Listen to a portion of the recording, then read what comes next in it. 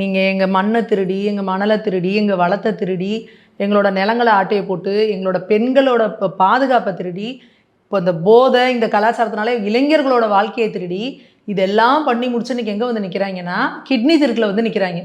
அப்பாவி ஏழைகளை ஏமாற்றி அவங்களோட கிட்னி திருடுற அளவுக்கு இன்றைக்கி வந்து நிற்கிது இந்த திராவிடம்.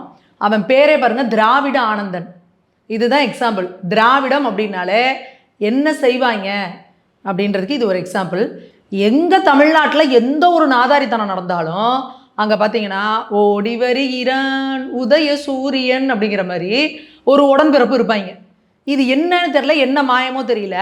தமிழ்நாடு முழுக்க நீங்கள் பார்த்துக்கோங்க, எந்த கேஸை எடுங்க, ஒரு பெண்களோட பாலியல் துன்புறுத்தல் கேஸா, கஞ்சா கடத்துறாங்களா, கள்ளச்சாராயம் கச்சுறாங்களா, எந்த நாதாரித்தனத்தை எடுத்தாலும் அங்கே யார் இருக்கிறாங்க? ஒரு உடன்பிறப்பு இருக்கிறாங்க.